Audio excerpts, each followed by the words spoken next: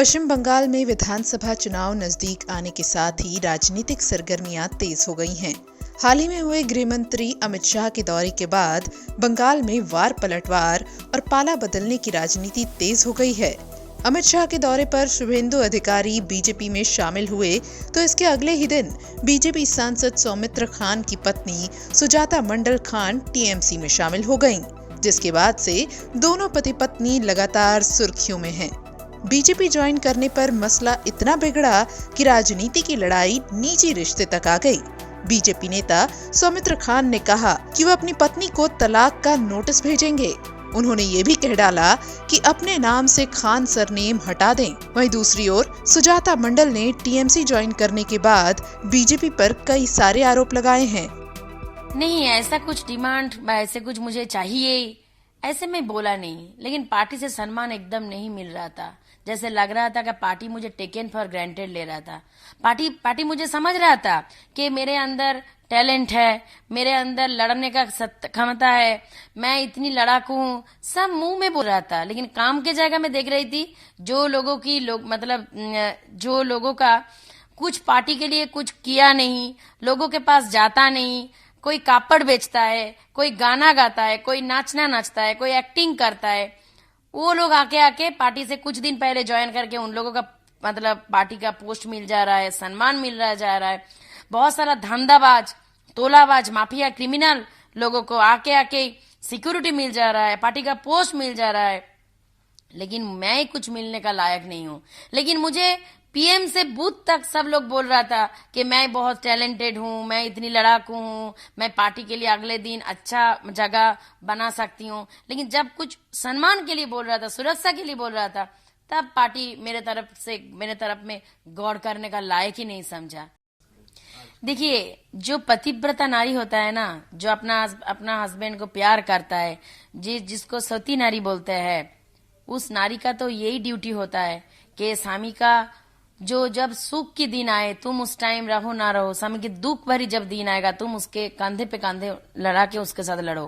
तो जिस टाइम मेरा हस्बैंड के ऊपर इतना झड़ आया, वो टीएमसी छोड़ के भाजपा ज्वाइन किया, बहुत सारा तूफान आया था लाइफ में, उसको घुसने का मौका नहीं मिला अपनी जिले में, अपनी चुनाव क्षेत्र में।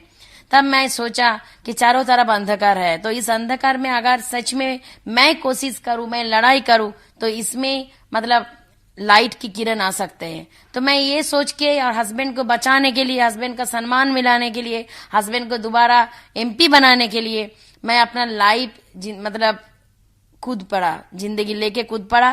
देखिए, वो तो टोटली मेरा पार्टी लीडर और मेरा ममता बंदोपाध्याय या अभिषेक बंदोपाध्याय का डिसीजन के ऊपर सब कुछ होगा। मेरा पार्टी नेतृत्व जो डिसीजन लेगा, मुझे जिस हिसाब से काम में लगाएगा, जिस हिसाब से मुझे बोलेगा आगे जाने के लिए, मैं वो रास्ते में ही चलेगा और वो रास्ते में ही खड़ा उतर पाएगा। यही आप लोगों से दुआ मैं मांगती हूँ। देखिए, घर के अंदर पॉलिटिक्स जब आ जाता है ना, बहुत खराब होता है। पॉलिटिक्स बाहर में रखने का चीज है। घर के अंदर तो एक प्यार भरा रिलेशन होना चाहिए। तो कहीं ना कहीं घर में रिलेशन में पॉलिटिक्स आ गया। और सबसे बड़ी बात है, सौमित्र को शायद कुछ खराब लोग मिल गया लाइफ में, जो लोग उसको बहुत भड़का रहा है, मेरे खिलाफ उल्टा सीधा बोल रहा है। और उसमें हमारा भारतीय जनता पार्टी का लोग ही है, बाहर का लोग नहीं है। जो लोग भारतीय जनता पार्टी का है, उसका आसपास घिर के हम लोग का रिलेशन खराब करने का कोशिश कर रहा है और बहुत सारा उल्टा सीधा मेरे बारे में बोल रहा है। लेकिन मैं ये बोलना चाहती हूँ कि 10 साल सुजाता तुम्हारे लिए अच्छी थी, 10 साल सुजाता तुम्हारे लिए प्यार थी। लेकिन आज एक दिन, कुछ ही घंटे में सुजाता इतनी खराब बन गई कि जो मैं किया ही नहीं, तुम उसके लिए भी नोटिस दे रहे हो।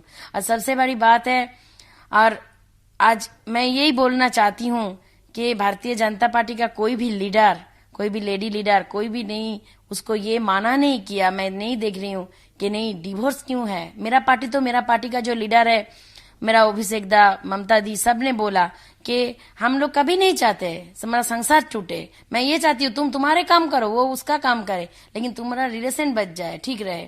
लेकिन उसका पार्टी को क्यों ये करना पड़ा? सिर्फ विश्वास दिलाने के लिए कि वो बीजेपी का बहुत विश्वास दिलाने के लिए रिलेशन टूटा रहा है। आज तब उसका जो चाची है, उसकी छोटी चाची टीएमसी कर रहा है, तो मैं एक ही घर की बहू होके मुझे घर से निकाल के डिवोर्स देने का बात आ गया।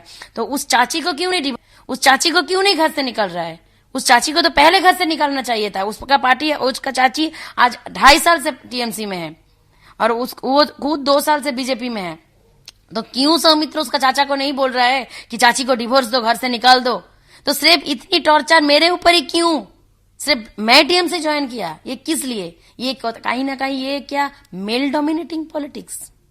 और सबसे बड़ी बात मैं भाजपा को यही बोलना चाहती हूं, एक चुटकी सिंदूर का कीमत तुम क्या जानो भी। लेकिन सबसे बड़ी बात है, आज सौमित्र के मन में ऐसे दरार ये पार्टी से ही घुसा दिया कि तुमको डिवोर्स देना है।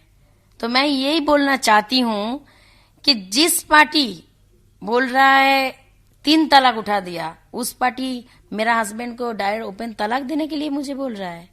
और जिस पार्टी के मैं हस्बैंड वाइफ का रिलेशन में दरार बोल रहा है, डिवोर्स बोल रहा है दोनों पार्टी करने से, तो जो बाप बेटा अलग अलग पार्टी में रह रहे हैं उन लोगों के बीच में क्यों डिवोर्स नहीं आ रहा है?